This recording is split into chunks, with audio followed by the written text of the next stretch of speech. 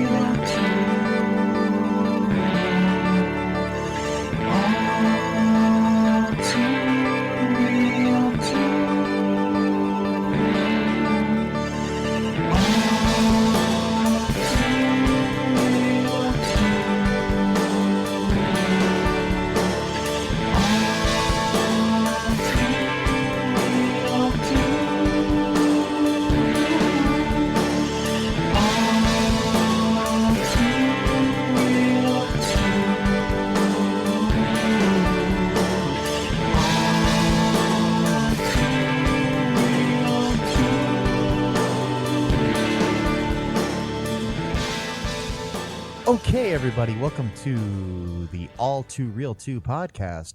I'm your host, Michael E. Cullen II, and with me, as always, is my co-host, the fabulous Matthew Haas. Hello, hello, hello. That was very fabulous. Thank you. You're welcome. Appreciate your feedback. Oh, no problem. On a scale of 1 to 10, I give that a 7.5. All right. You're getting up there, man. I'm getting up there. Cool. One day. One day. Okay. Anyways, today we're going to continue on our little Trail of Tears. Wait, no, that's not right.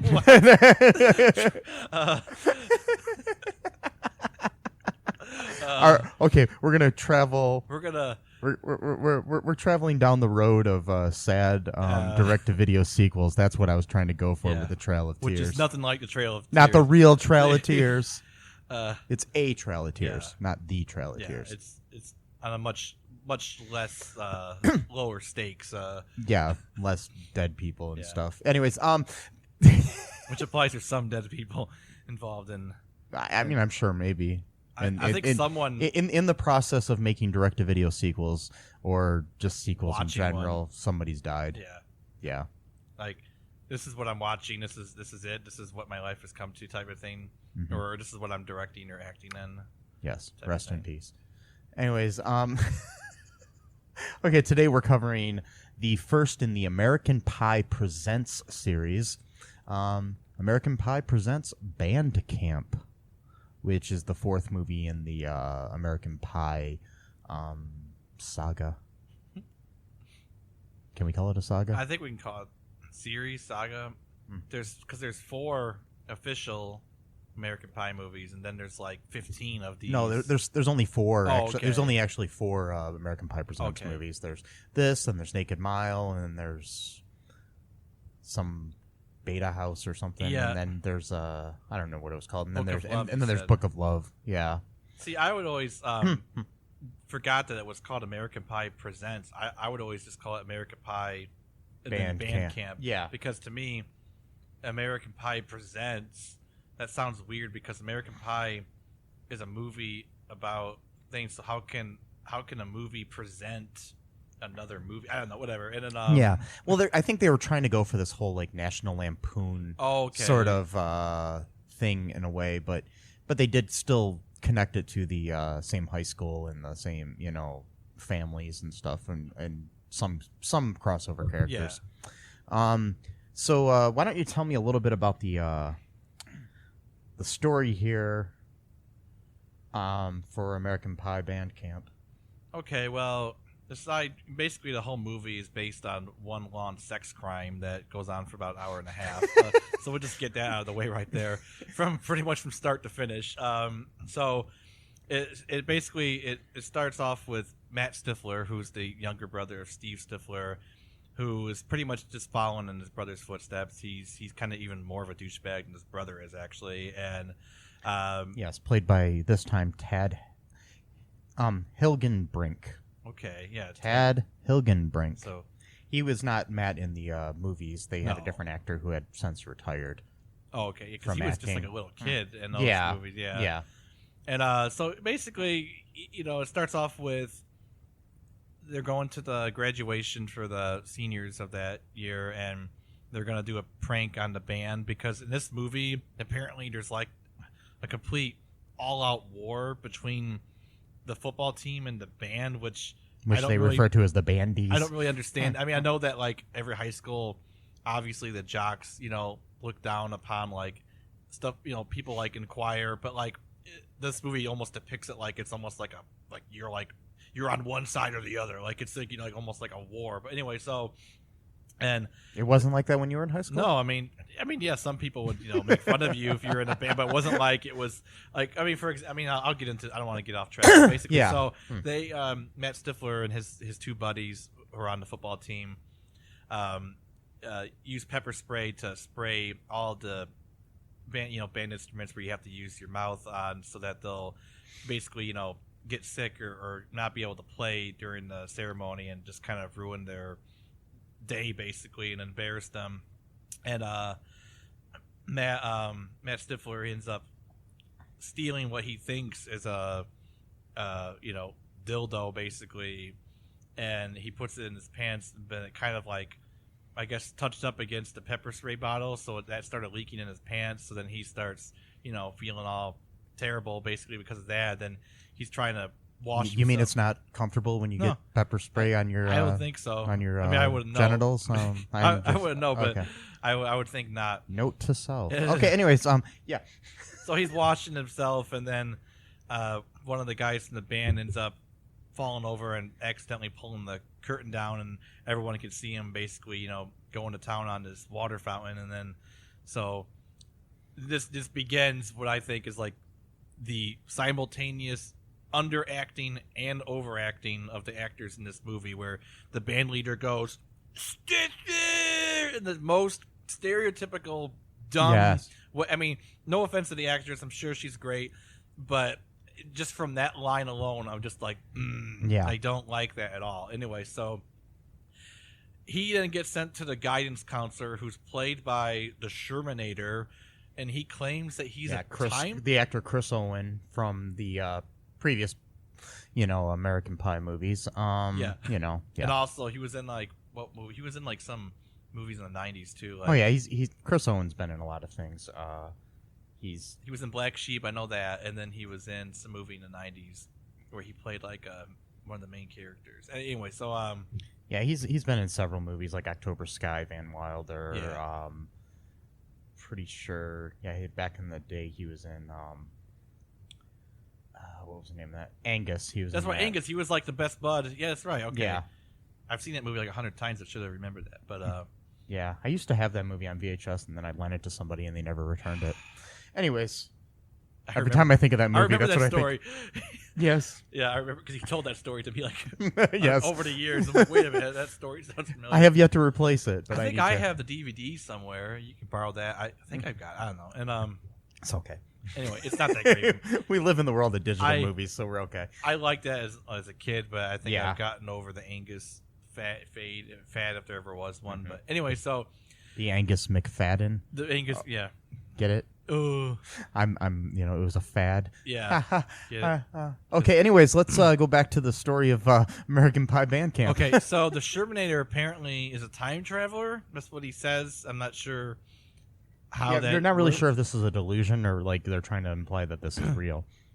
Yeah, I mean, introducing time travel into an American Pie movie seems very overzealous, in my opinion. But yeah, I mean, introducing time travel into any direct-to-video sequel is a little... Yeah. Wait. Time Cop 2, Or, Sandlot 3. Yeah, but anyways... Exactly. Especially in movies that really aren't sci-fi movies. Like, let's just put time travel into a baseball Time Cop movie. 2 is okay because the movie is about time travel. Yeah, exactly. Yeah.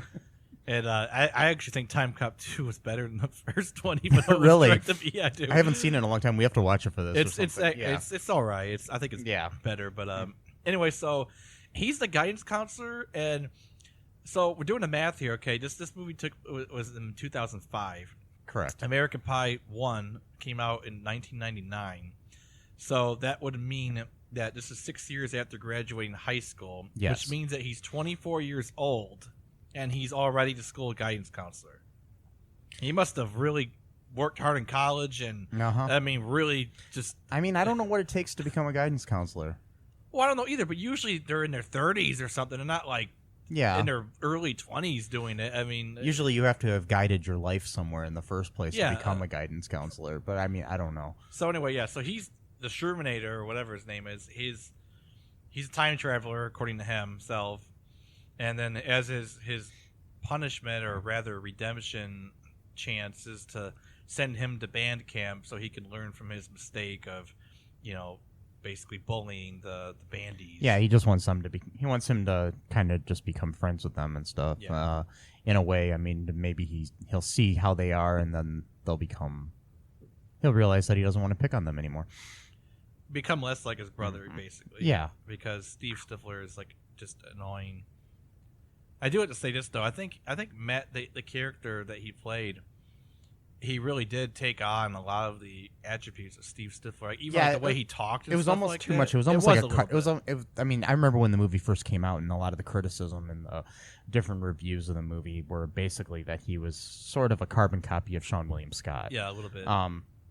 Which I agree. I mean, he kind of did do the whole, laughing, like the little Stifler chuckle, whatever, and the snarl, and stuff like that, and the whole like raising the one lip sort of thing, and annoying, irritating crap. Yeah, stuff I really want to see, but not really. Yeah, I mean, but he actually, I mean, the thing is, the difference between him and, I mean, I think maybe Sean William Scott's a great actor. I think he's awesome, and I think he plays Stifler really well. The thing is, Stifler's good in small doses. Yeah. And even this Stifler, but he did, I think, about halfway through the movie start to bring some more depth to the character than you saw in previous movies, just because there wasn't enough time to give him depth. I mean, American Wedding and American Reunion, you get a little bit more depth into Steve Stifler. But yeah, I know it's just an interesting choice that they went here with. Yeah. But yeah, so then what happened in the movie? Well, he goes to band camp, and he's before that, I want to say this is like, there's something about overacting where you almost think the audience is too stupid to know what's going on, so you have to announce what's going on to the audience as they're actually seeing it happening. Like, for example, when apparently the Stiflers are independently wealthy, because I'm not sure if his mom has a job or not, but apparently they've just got thousands of dollars just laying around to buy stuff at any time that you want to buy it. I mean, he bought all the spy cam equipment. He went to this website called Spy Chest, and it's Spy Chest because as the site loads up and there's a huge logo on his computer screen that says Spy Chest, he goes, "Oh right, Spy Chest."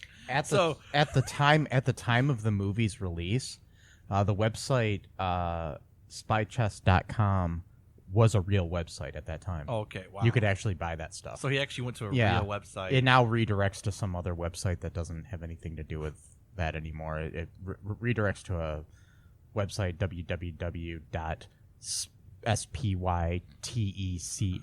spytex.com, and it's not the same. Actually, let's see what it goes to. Yeah, let's see. Check it out. Yeah. Boom, boom, boom, boom. It goes to a HTTP era 404. The requested resource is not found. Okay. Anyways, so yeah. Cool.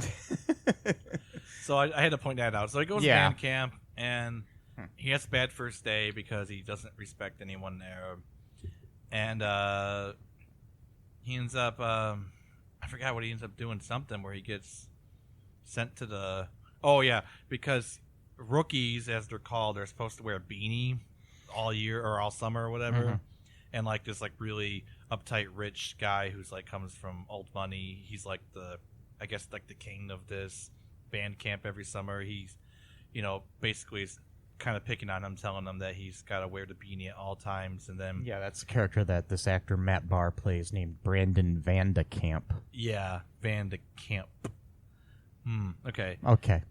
Yeah, and just wanted to point out that camp is in his name. Camp is in his name, yeah. Okay. And then, so, of course, it goes into this horrendous dialogue between them that's not really funny at all. And then Stifler says, "Oh, you know what my favorite piece of music is?" And then the guy goes, "I have no idea. the Nutcracker, and then he hits him in the nuts with a cane, and then they send him to the macro. The macro stands for the morale and what was it? Crisis something. Whatever. I don't remember. Basically, like a counselor, played by none other than Eugene Levy. Sorry, Levy or Levy. I've heard it pronounced both ways. But yeah, Mr. Levinston, Jim's dad from the other movies. Yeah, he plays the same character. Mm-hmm. He's taken over for his daughter-in-law because she normally does that, but she got pregnant, so he's taking over. Whatever, and obviously, pregnant women aren't allowed at band and apparently camp. Just because you're related to someone automatically means you're qualified to get the job. I mean, I don't understand. But my cousin's a nurse. Right. If she goes into labor, can I go work in an ER or something? I'm just checking. I guess that's how it works at band camp. But yeah. So he kind of takes the same sort of like fatherly, counselor type thing. He's trying to, get Matt to kind of take a look at himself to see if he really wants to be that type of person, because he's pretty much just trying to be like a carbon copy. Did you mention that his main goal of what he was doing when he comes to band camp? Oh, I'm sorry. Buying the reason he was buying all this spy equipment is because his main goal was to follow in his brother Steve's footsteps to create kind of a Girls Gone Wild sort of video where it's like a bandeez gone wild. And he was going to record all these people, which pretty sure most of these people aren't 18. Right. So I'm pretty sure this is child pornography. Well, he's underage too, I think, at this point. So, it's still, even if you're underage, you can get in trouble for child pornography. Okay, wow. I've read cases where like two teenagers are sexting to each other, and they will get in trouble for, even if you're showing pictures of yourself, if you're underage, it's considered child pornography. Even if you're sending it to someone else who's also underage. Yes. Huh. I did not know that. You can get in trouble for sending child pornography over the internet or whatever. Okay. So So basically, like I said, it's just movies like one long sex crime after another. But apparently now child pornography is also in the mix of it too. Yes. So, and then, by the way, this is seen as something funny too. This is not even seen as something that's bad. I mean, this is 2005, but still, that's only 13 years ago. Yes. And then I could see why it was direct to video, but and then so he bought all of this like $3,000 worth of equipment. I mean, like I don't know where they get the money. Like these things, like one of them was like $300, the other one was like $200. He bought literally everything on the front page, and the cheapest item was $100. So I'm not even sure. Yeah, I think like one of the things he bought was like $900 or something. Like, I don't know. What the hell? What are you guys doing? Like whatever. And then so he wants to set up, his little task or whatever, and he's picking on his roommate because he's a bandy or whatever, and it makes him stay in the closet, which is like total dickhead move right there. Yeah, he takes the whole room to himself and then has his roommate stay in the closet. And that character is named Ernie, played by Jason Earls, who people may know from the Hannah Montana TV series. Oh, okay. Actually, he played Hannah's, or Miley's brother or whatever on there. And he's actually older than me, that actor. Oh, wow. Yeah, he was born April 26th, 1977. And when he was playing a teenager on Hannah Montana back in the that show ran from 2006 to 2011. So like 13 years ago, he would have been, I mean, if he's like 40. You said 76? 77, so he's like 41 now. So he would have been 28 when Bandcamp came out. He Yes. looked like he was 15. Yes. Wow. So yeah, just wanted to point that out because I just found that really interesting that he was older than me. He looks really like I thought he was like 15 years old. Can I kind of go on a tangent? Yeah, sure, go ahead. It's not really like the timeline's not really. I can't talk right now. Whatever. It's not part of the. It's not a linear timeline tangent. Mm-hmm. Go ahead. I got the words just finally slip out. Okay, so like when him and his buddies are at like some diner or whatever, and he's telling them about his plan. Yeah. And then at Dog Years. Yeah, Dog Years. That same restaurant where where all the everybody hangs out with. Yeah. And then they have the actor who was also trying to act like another actor, but I'm not sure. But he's trying to act like some other famous actor at that time. Like I don't know his name, but it's another carbon copy actor. And he goes, "Dude, you don't have sex with bandees. There are standards." Okay, I want to take a break right here. Yes. You're a teenager. You're 17 years old. Yes. You got all kinds of hormones swimming all over your body. You're horny all the time.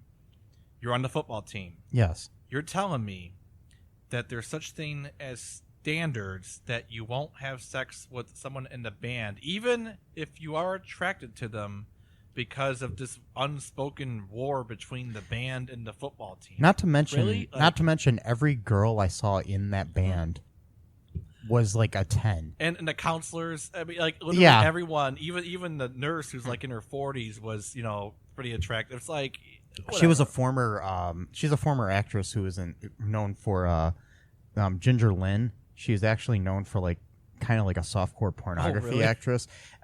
Did these movies. I'm going to go off on a little tangent here about her just because it's interesting. Okay, she was in this series of movies called Vice Academy, which were not like pornography, but they had nudity in them and stuff. They're kind of like those like Skinamax sort of like movies that you would see. Anyways, so when I think I was like a teenager at the time, my mom and dad, but maybe I was, couldn't have been a teenager. Maybe I was like I was probably like a tween, as they call them or whatever. But anyways, and my sister, who's 4 years younger than me, was there as well. Okay, it was like a New Year's Eve. My parents went out to dinner with some family friends, and so we went over to their house to hang out with my friend who is the same age as me, who is their son, Chad. Anyways, so Chad's mom rented us movies, and she rented Vice Academy, thinking it was Police Academy, which is probably also not appropriate for kids as well. But Vice Academy, which has, like at least topless, if not full frontal nudity in it. And me and my sister and Chad, who were, Chad, I mean, I was probably like 13 at the most or something at the time. And my sister is, like 9 or something. Yeah, we pop in this movie. We're watching it. I mean, it's kind of funny. All of a sudden, there's nudity. I'm sitting there with my friend Chad and my sister, who's like 9. Yeah.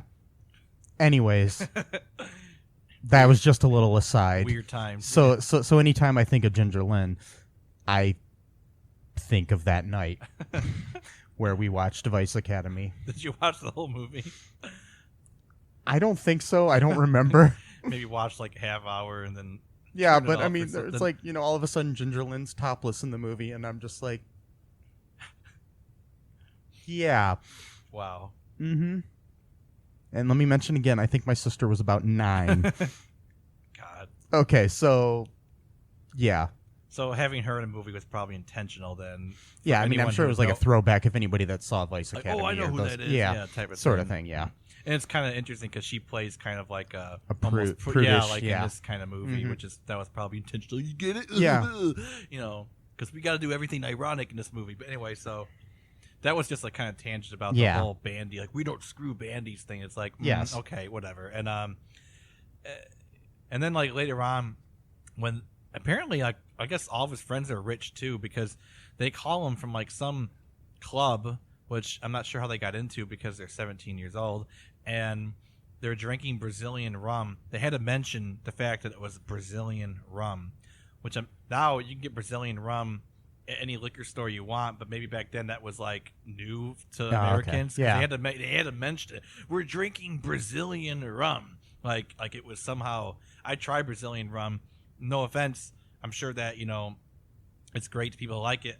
I gag from it. Just the taste is just something, and I wanted to like it because apparently there was like cultural stuff that people would actually drink it for like celebrations. So you want to like something that other people like for very good reasons. But I just couldn't stand the taste of it. But apparently they loved it because they were drinking Brazilian rum. Gotta reiterate, Brazilian rum at a club when they were 17 years old. Yeah. So there's underage drinking in this movie. Drinking, underage child pornography. Well, mind you, most of these type of movies had that type of stuff in it, but still. Well, that's the thing. Like these movies are like it's kind of like a Porky's type thing. Yeah. Almost. Except with Porky's, it wasn't filming; it was literally watching it live. Yeah, but which is kind of worse, and I guess. But this is kind of like a Porky's for the technology generation. Yeah, the digital age Porky's. Yeah. And so I'm kind of going on these tangents. I'll try to get to the plot, back to the plot here. Plot. So he keeps losing points for them because of his misbehavior and a lack of respect for the traditions and everything. And and the points system is something like whoever has the most points at the end of the summer wins something. Or they don't even really. It's some kind of band cup. Yeah, that's right. The band cup, whatever that. Yeah. Wow. It's probably made out of plastic. And yeah.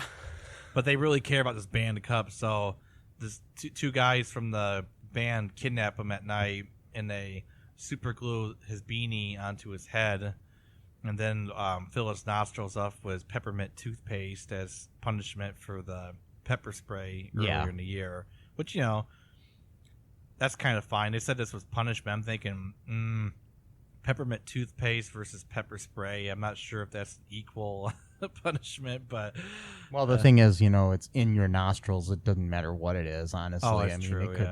You could put cinnamon toothpaste. That would be really bad, but yeah. So he gets his nostrils irrigated by the nurse who as Mike mentioned, was in a series of like Skinamax films back in the 80s and 90s, and then Eugene Levy's character, Mr. Levinson, is trying again to get Matt on the right track, to make some friends and to earn their trust. And he does his Stifler, why would I earn their trust? It's like just like your fucking brother. Like, act like a different person. Like, I get it that you're his brother, but like nobody literally is a carbon copy of their sibling. They still have their own attributes, but whatever. And I'm getting irritated here because I watched it 4 times this week. I don't know why I watched it 4 times because I really wanted to say stuff about it, so I wanted to like memorize everything I could from it. But I'm kind of like, I watched it twice. I'm kind of like abstract here. Like, I thought like I had a good linear. No, that's okay. Of the We're film. good. We're good. And you just want me to keep talking? And yeah, go ahead. You want me just to run myself into a wall or something? So okay, you want me to finish up the plot here? You could do it. You could guide me at least. Okay, so basically, what happens next? Let's. Okay, basically, what ends up happening? Okay, he goes through this stuff. He kind of realizes that he's got feelings for Elise, who is the main band chick, who he kind of used to be really good friends with when they were little. Mm-hmm. She is played, I think, honestly, she's my favorite part of the whole movie, by Ariel Kebbel or Kebbel, Kebbel, whatever that is, who I'm actually kind of surprised she's kind of appeared in other things since then, but I'm surprised she actually wasn't a bigger star after this. Maybe this movie kind of cursed her. Who knows? But yeah, I mean, she's been in things like the Grudge 2, The Uninvited, John Tucker Must Die, Think Like a Man. She was on the TV series Midnight Texas. I mean, Vampire Diaries for a while too. I mean, but I just kind of thought she was going to be a bigger star because she was actually. I mean, I kind of had a crush on her when I first saw the movie back in 2005. She had that cool early 2000s look. Yeah, I mean, she kind of had that Mandy Moore sort of look, the Mandy Moore or Jessica Alba sort of kind of like. She kind of looked like a combo of those two. Anyways, he kind of starting to have feelings for her. You can tell that, and I think like the second half of the movie, I want to say that I mean, basically, I think the chemistry between her and Ted Hilgenbrink is actually decent. And I actually enjoyed the film, which was really surprising. I remember when I first saw it back in 2005 when it came out on video. I was working at a Blockbuster Video, and I remember renting it and thinking, God, this sucked. but now it actually I actually liked it better now for some reason. But I mean, it's like I'm still unsure as to why I liked it. I mean, is it good? No. Is it as good as the theatrical films? Not really.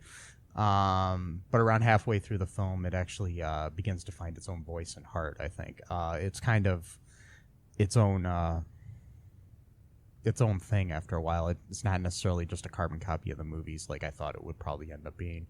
But basically what ends up happening is, you know, of course he gets caught videotaping the kids because they are kids. Yeah, they're kids. He gets caught doing videotaping the kids take showers. Child pornography, which he was hoping to release on video through his brother's yeah, Girls Gone Wild type company. He was going to release this for profit. Yeah. I'm still trying to figure this out. Who was going to pay for this? So and not think they were going to get arrested by the government. So continue. He got caught taping the kids. And then what happens? Nobody reports him to the police or authorities whatsoever. They just want to throw his laptop in the river. They just get mad at him. Yeah. And basically, they're not his friend anymore. That's his punishment for videotaping kids take showers. And that's what happens when you become a child photographer. You just lose your friends. We're not going to be your friend anymore.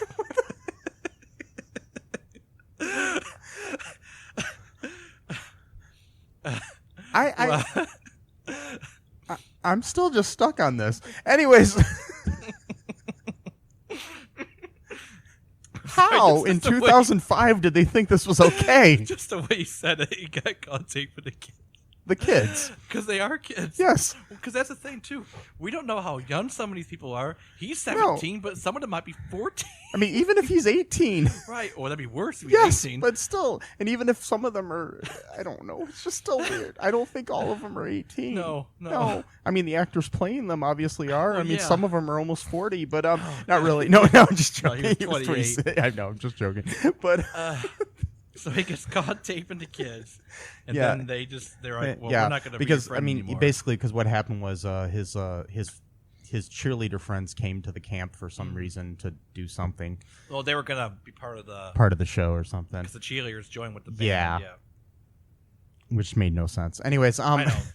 But they were going to start spreading the words that he was a bandy, and then anyways. Oh no, that's so terrible. So he had It's like, hey, it's not as bad as being a child pornographer, obviously. Apparently not. So I know. Here. I mean, it is worse, actually. I mean, in this world.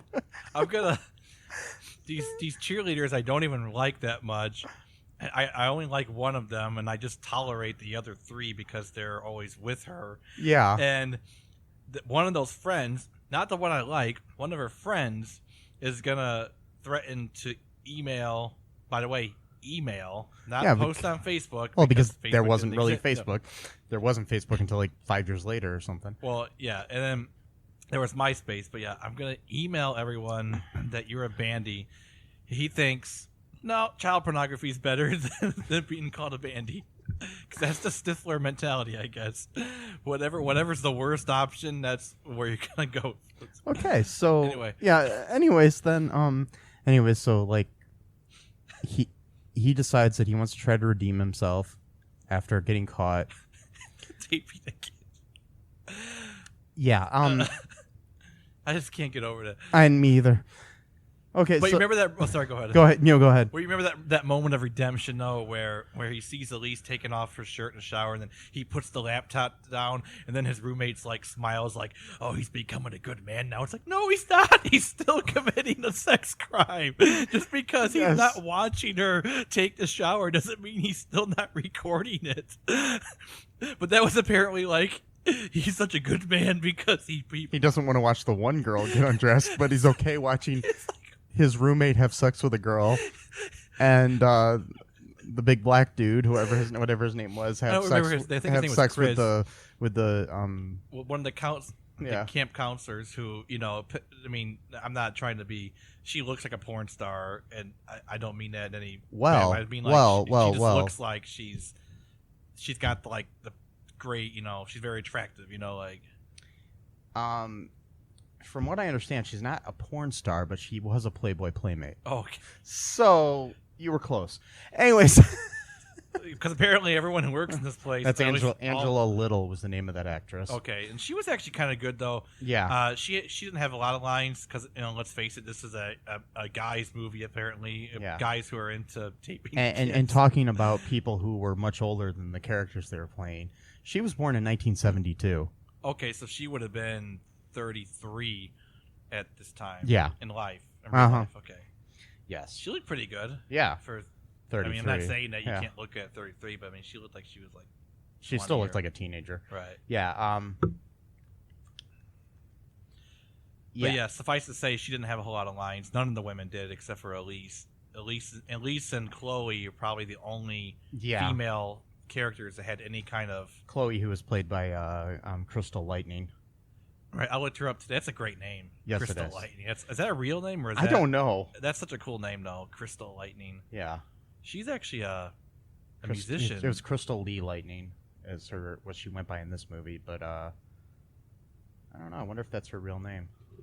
She was born in 81 as well, so they were all a little older than the characters they were playing. Which is fine. That's usually what it's happens. Perfectly fine. I believe that's her real name, according. It doesn't say anything on Wikipedia about that being a different name. Anyways, so basically, his way of trying to redeem things is he remembers because earlier he needed to get things out of his system when he went to the nurse, and they used Ipecac, which makes you throw up. Oh yeah. Anyways, he remembers the Ipecac, so he goes to the nurse's office, obviously, and gets some, and then he pours it into a big thing of Gatorade, grape flavored Gatorade that was supposed to be for Brandon Vandekamp's group of people, and then the big dude and his Asian G friend. Yeah, he was very over the top, wanting to be like a hip hop gangster. Yeah, gangster. They even say that in the credits later on, where he says you're Asian. Your dad owns a Chinese restaurant, and you grew up in the suburbs. You're not a gangster. Yeah. And then he's like, oh, it's okay. Yeah, that was the actor Young Hee Lee, who played Jimmy, is the name of that character. Yeah, his nickname is Horn Dog. Yeah, because he played a horn. No, that's not the reason why. But he did play a horn. Oh, he did play a horn, yeah. Yeah. We're kind of skip around a little bit. Yeah, go ahead. Well, because we missed a very vital point. Oh, yeah, what was that? When he tells him how he got the name Horn Dog, because he said that he had I forgot that was the crucial to the whole plot. I mean, you can't skip that. I mean, it's such a good... Because he said he had sex with an oboe once. Oh, yeah, because then there was a scene where then Matt decides to try to have sex with... Not Matt, who's sitting in front of me, but Matt Stifler. I wouldn't do that. Yeah, he wasn't in the movie. Anyways, he tried to have sex with an oboe, and then got his junk stuck inside of it because he was allergic to the what is it called? Oil that he was using the oil for the to lube it up. Yeah, and then Horn Dog, of course, tells him that he was just joking. Which can I skip around again? Yeah, sure. Go ahead. We're kind of going all over the place. It's okay.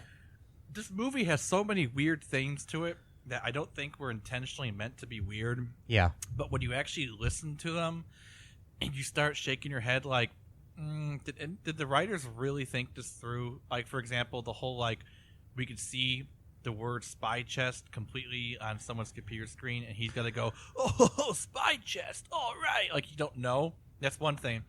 Okay, so Horn Dog is telling... Makes you wonder if that was a product placement thing or something. It probably was. Yeah. They probably paid for it. But so Horn Dog, what's his real name? Jimmy, Jimmy, the character, Jimmy slash Horn Dog, yeah, is saying that he that's he got his nickname because he'll put his thing into anything, and he once had sex with an oboe. Okay, whatever. That establishes why his name is Horn Dog. Okay, fine. Yes. But then when Matt Stifler is trying to do that same thing, Jimmy slash Horn Dog finds him, turns on the light, and then sees what's going on. And then Matt Stifler is going, "Turn off the light! What the fuck are you doing?" And then Horn Dog slash Jimmy, because now I think it's established as his name should just be Horn Dog, and Jimmy's like his alter ego at this point. He tells Matt Stifler, "Oh, I was just making that up." Okay. Usually when people make something up, it's something that they had wished they were done because they want to have bragging rights, even though they have not done that thing. Why would you brag about that? Why would you make up a story that you're intending to brag about having sex with an oboe when in fact you had not had sex with an oboe? I think establishing that you did not have it's like a teenager saying, "Oh, I had sex with that cheerleader," or "I had sex with that celebrity," or having sex with that oboe. Wait, no, one of those isn't right. I'm just saying. Or somebody, you make up a story and you're like, yeah, there was that time I met Michael Jordan, or something that makes you seem kind of cool. And that time I humped a soccer ball. I mean, it's like, what? No. It's like, why would you brag about that? So anyway, so that happens, and then Eugene Levy's character again has to try to counsel Matt into being somewhat of a decent person, if that's even at all possible at this point, because let it be established again, he is engaging in child pornography for the entire summer and having sex with band instruments. Yeah. And also too, forced underage drinking, because he put all those bottles of rum. It may have been the Brazilian rum that his friend was talking about. So he was drugging his friends. He was drugging his friends. He put 2 entire bottles. I don't know if anyone is a drinker. I'm not really much of a drinker, but rum is pretty high in alcohol content. You put and obviously, based on how quick Elise got drunk afterwards. When you watch the movie, she only took. I think that was a little bit overacting. Myself, that's what I'm saying. But still, based on the film school drunkenness of her, that's what I like to call that. The film school of drunkenness. Film school drunkenness, because if anybody's ever gone to film school like I have, when anybody makes a movie that involves drugs or alcohol, the moment somebody takes a pill or drinks, they're wasted. It's just like any movie you watch, right? It doesn't happen that quickly. No, at all. Nothing. It's just funny when you watch these movies. So I always refer to it as the film school. The film school drunkenness. Yeah. So okay. Anyways, so he gets everyone drunk, and then but so now we got multiple sex crimes going on now, because we got the taping going on, but now we're getting people drunk without their knowledge of consent, so that they will be more inclined to have sex, which is actually considered rape now. Oh yeah. I mean, I think it's always been considered rape by people who have actually gone through that ordeal, but nowadays it's actually considered rape pretty much by anyone with like a conscience. Like, yes. Like I think even legally speaking too, like if you get someone drunk to the point where like they're slurring their words and you have sex with them, you can actually be tried for. You can get tried because they don't have the mental capacity to like actually know to consent. Yeah. I mean, like if you have like one drink or something like that, that's one thing. But like he put 2 bottles of rum into this slushy machine because it was a slushy. That's another thing. I can't bonfire slash slushy party. I've never heard of a slushy party in my life before. That's a new thing to me. Yeah, you haven't? No. Apparently, it's a 13-year-old party that's been going on now because that movie came out. We used to have them all the time back when I was in high school. We have every Friday. It was like, hey, come on over. We're having a slushy party. Slushy party. Sounds kind of cool. About the closest I have to that is we would go to the 7-Eleven and buy a Slurpee. Yeah. But yeah. Slurpees aren't as good as slushy. No. It's not the ice. It doesn't have the ice. Oh yeah. Slushy's got the ice. That's what. Well, makes that's like it I mean, slushy. I used to like slush puppies though. Yeah, slush puppies from totally. In-N-Out Mart. Oh my god, those were good. Those are great. Oh yeah. Anyway, sorry. Anyways, In-N-Out Mart was a gas station in our neck of the woods. If you're not from here, that's what that is. And, yeah. It's not the burger place in L.A. Yeah. It's not. There's no burgers there. God, those burgers. I never had one before. Oh, I want to try one. We should go fly out to California right Fly now. out to California right now. Right now, and Okay. go get an In-N-Out burger. Are they really that good? Oh my God, it's the best hamburger I've ever had in my life. Wow. I wonder don't what know they why. do to it. That's so. But they're okay. If In-N-Out Burger would like to sponsor this, please contact me at ALL2REELTOO podcast at gmail.com. Anyways, In-N-Out Burger, it's family owned, the whole chain, and they have their own farms and stuff, from what I understand, where they raise their own cows free range, and they use that meat for their burgers, and they also grow their own potatoes and stuff like it's all like fresh, and they fresh cut fries. The fries are even better than the burgers in my opinion. But yeah, it's oh my God, it's like heaven on a bun. Remember that. In-N-Out Burger, heaven on a bun. Ooh, if you would like that's to, good. yes, if you would like to sponsor us, In-N-Out Burger, please contact me again. That is all2real2 podcast at gmail.com. Anyways, so yeah. Anyways, the whole thing. I mean, it's kind of crazy, all the crimes he commits. I know. I mean, he gets away with all of it. There's no legal ramifications whatsoever to anything he's done. But then again, he is a white male. Oh, that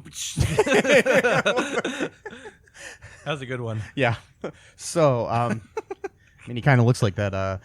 Like a lot of these kids that get away with. That's right. He does kind of look like rape and murder, basically. Maybe he had to have a certain kind of face, or something like that. A really obnoxious one that I just want to hit. Yeah. But anyway. But yet somehow Brandon Van de Kamp is the bad guy. Exactly. Well, that's the thing too. He is kind of an asshole, but at the same time, but he's not committing child pornography. He's not committing child pornography, and also in his defense, he is living up to tradition. He's following the rules of what this camp is supposed to be. He comes from old money. He is a dick. He is that kind of character, but but people like that though. They also respect tradition, and they're very serious about it. So they don't like it when some newcomer just comes in and doesn't respect anything of what's going on. I would be pissed off too, even if I wasn't that asshole. Oh yeah, and skipping around too a little bit, there is that scene where he challenges. He challenges Matt Stifler to a. No, Stifler challenges him. Yeah, Stifler challenges him to what he thinks is a fight, but it actually ends up being a like band off or something. I don't know. Yeah, pretty much. And then Stifler tries to play his little triangle, and it sucks. And then he leaves, and they think he's forfeited, and Brandon wins the thing, and then East Great Falls is going to lose a bunch of points. So tell him what happens next, though, please. Yeah, he comes back in wearing a kilt with some bagpipes. Thank you for bringing this up. I want to finish. I want to say something afterwards, but thank you. And then he plays on the bagpipes, play that funky music, White Boy, and wins over the crowd, and somehow wins this band off. Even though it wasn't as good as the drumming whatsoever. The drum. Yeah, and he moons the crowd at one point too. Yeah, he's not wearing underpants because apparently he doesn't like to wear underpants because earlier in the movie he was freeballing. He was freeballing when Chloe, who is Elisa's best friend, tricked him into coming to their room for a party because they wanted him to get naked so he could go out and get beer for them and then lock the door so he'd basically be naked. That was their plan. It didn't turn out too well. They both got in trouble, but whatever. So that's early in the movie. Thank you so much for bringing that up because I was going to talk about that earlier and I forgot about it, and you brought it up, and that makes me so happy because I get to complain more, and I love complaining. And so my question, yet again, why did Matt Stifler bring the kilt and bagpipes? Or if he didn't, where the hell did he get them from? Because typically, I don't know about you, I've been to a few high school football games in my day. I've been to some college football games in my day. I used to work at a university during football games. high school and college. I've seen several bands play in my day. Several high school bands. I had a friend when I was in high school who played for a high school band that won state and national competitions in band. None of these bands had bagpipes. None of them. Why would there be bagpipes at a band camp? I don't know. I'm not into music. I don't know. You're more into music than me. Would there be bagpipes? And I don't think so. In and a high band school band, camp? no. I mean, the closest I had is pretending to play the trombone for 3 years. Again, which is weird. The guy who's 28 years old and he's playing a 15-year-old. I forgot his name. The Jason Earl's character, Yeah. Ernie is the character's name. Ernie starts getting really annoying halfway into the movie. He's just like, hey, like some little kid. He's like, are you really Scottish? I'm like, why would you have to be Scottish to play bagpipes? That's number one. Maybe his family's original name was Mick Stifler or something. I don't know. Maybe. Number two, bagpipes are notorious for being one of the hardest instruments to play. And then he says that his mom made him learn an instrument, so he picked what he thought was the most annoying instrument. Fair enough. It's also one of the most hardest instruments to play. So you're telling me that Matt Stifler, who apparently is just a complete all-around douchebag, somehow has a talent to play the bagpipes? Whatever. And then I don't think they think he's this stuff like an through. onion. There's many layers to Matt I don't think it is. I think okay. it's accidental onion. I don't think they intended any of this character I want to depth. come up with a movie now called Accidental Onion. Or a band. Something. Accidental. Yeah. I think it was an accidental onion. I don't think it was at all intentional. But whatever. I guess it worked in their favor. But so, sorry, we kind of jumped around. This is not a linear description of this movie whatsoever. It's okay. We kind of went from the beginning I'm to assuming whoever's listening to this has seen the film. hopefully. And So the way he ends up, tries to redeem himself by back to the whole Ipecac. Oh yeah, that's right. Situation. That's another thing. He's planning to poison people. Yeah, that's the third another crime. crime. That's the third. So he's trying to poison the other team by dumping an entire bottle. But he of had this stuff. already poisoned his high school band at the very beginning That's of the right. movie. Oh, too. We got a third sex crime though, because we got 3 sex crimes, and then the fourth one is the poisoning. The third one's when he jerked off into an entire bottle of suntan lotion. Oh yeah, Which, and yes, let's think about that. He filled up an entire bottle apparently with his own semen. Okay, that's whatever. And I guess he was saving. Yeah, I don't want to get into that, but yeah, it's a disgusting scene because earlier in the movie, Van de Kamp put a bunch of saliva into his grape soda and switched cans, and that's what made him get sick and thought he was poisoned, which is how he learned about the Ipecac syrup. So then later on, I'm pretty sure that saliva can't poison you. Yeah, whatever. So as punishment later on, by the way, this was not Matt Stifler's idea. This was Ernie's fucking idea. Yeah. Ernie apparently has got a much dirtier mind than he lets on because that's pretty fucking gross. But so you basically got a disgusting scene where he apparently masturbates into a bottle of suntan lotion, An empty bottle, replaces it, and then asks the counselors to flirt with them to remind them to use their suntan lotion because they don't want to get chapped for their performance. So then they go, "No, we do not," thinking that they're being flirty or whatever. I don't know.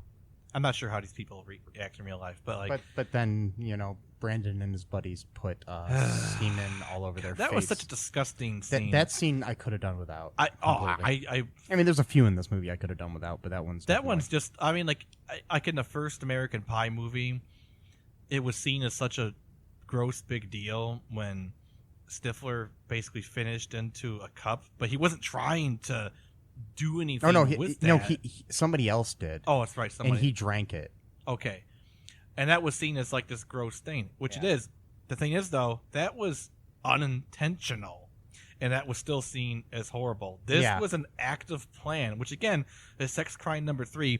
I hate to even mention this, but this is part of the movie, and we're talking about this movie, so you gotta mention all of his crimes and immoralities because there's many. And you know, we've got 3 sex crimes and 1 attempted poisoning. So, really, he should have been two attempted poisonings. That's right. 2. He should have been in jail for for any number of these things. I mean, I don't care how old he is. He could have been 13, and but again, 2005 was a simpler time, I guess. So, yes, this was a. Is it simpler? I don't know. I don't know.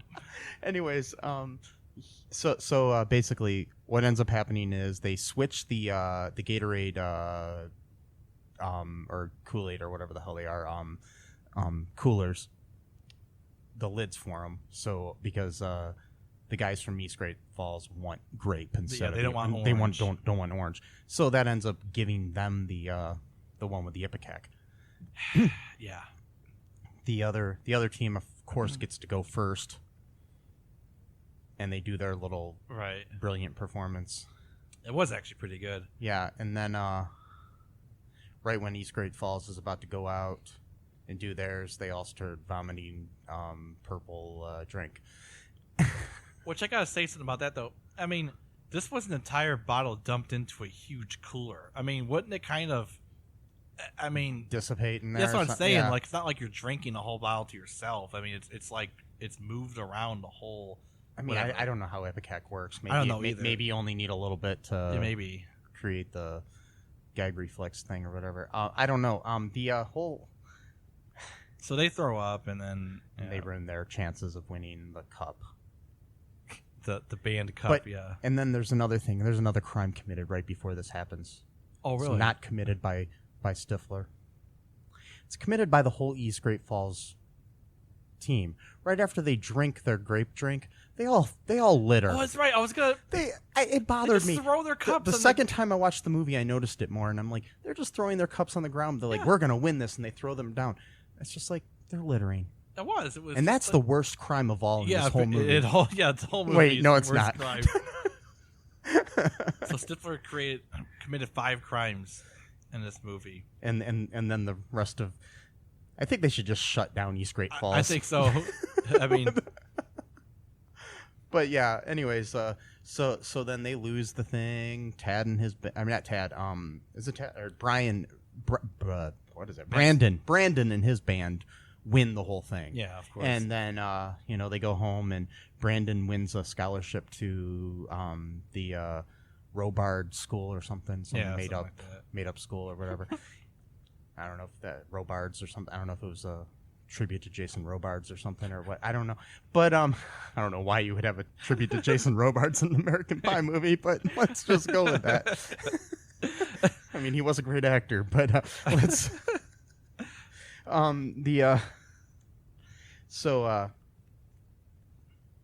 anyways, Matt decides he wants to redeem himself. This time he deletes all of the video when he's watching it, and he starts to realize, I love these people that I've exploited. Yes. So I guess in a way he really didn't commit his child pornography in the end because he didn't distribute it. He deleted it. Hey, you could go back into the. If you know what you're doing, you can go back into those hard drives and find it. It's still there, man. Unless you destroy it completely. Like even then, you can still somehow find it. I'm sure. Probably. No, I'm just joking. No, but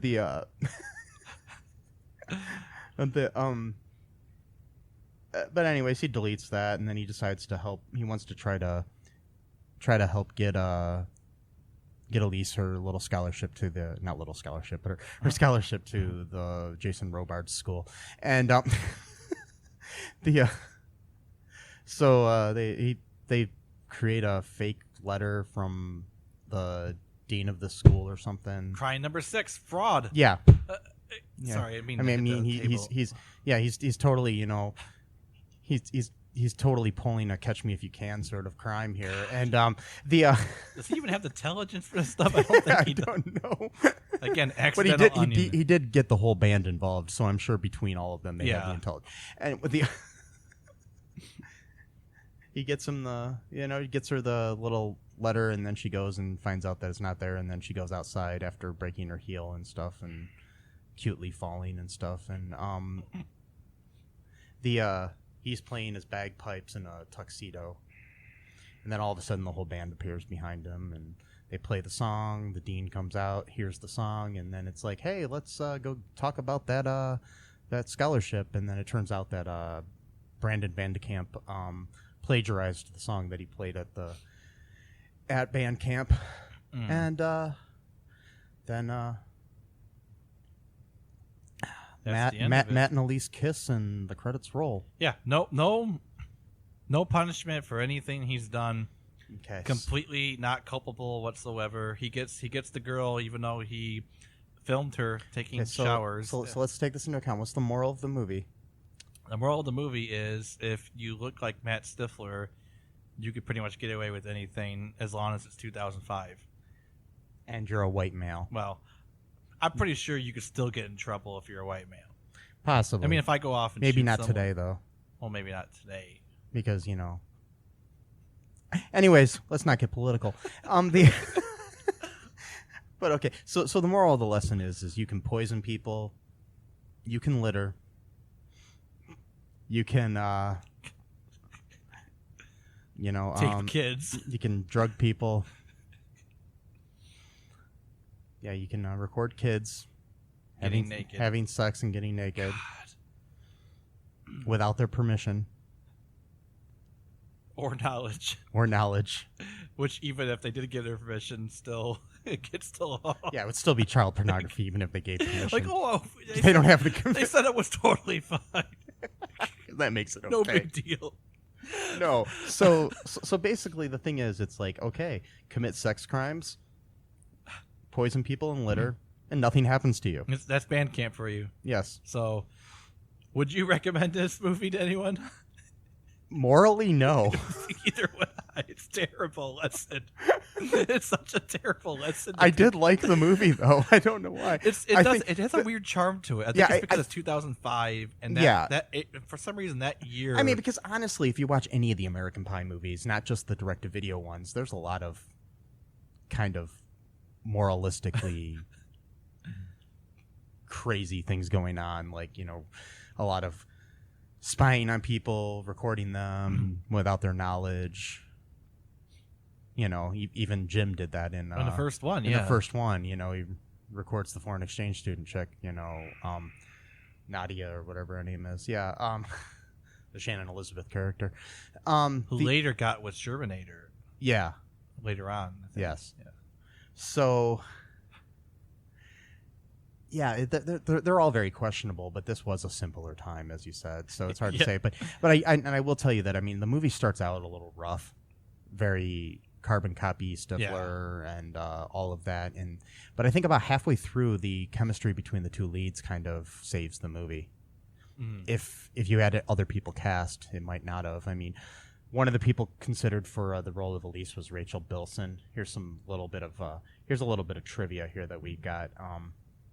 Like I said before, the website Spy Chest was a real thing. A real website. Yeah. Hilgenbrink really did bear all in his scenes where he was naked. Yeah. He bared it all. Here's another thing. This is almost like a crime committed on the set. Tad Hilgenbrink really bared it all in the scene where he undresses in front of the girls while playing the trivia game. He didn't inform the girls in advance, who were expecting him to keep his privates covered somehow, so their reaction is quite genuine. Wow. Pretty sure that's a crime. Yeah, I think. I'm pretty sure in today's day and age, in the Me Too movement. Oh, that. Yeah, he would have definitely. Would not go over well at all. And I think that's a good thing, actually. Because yeah, I do too. That kind of antics. Ugh. Yeah. Yeah. Wow.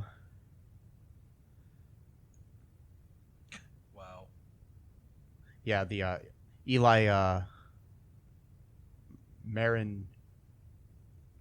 Marenthal, who was the original little brother of Steve, had abandoned his acting career in 2004. Probably because of having to play Steve Stifler's younger brother. Yeah, and prior to this was the first time that Matt Stifler got a first name. In the previous movies, he was just referred to as Stifler's little bro. Oh wow! Yeah.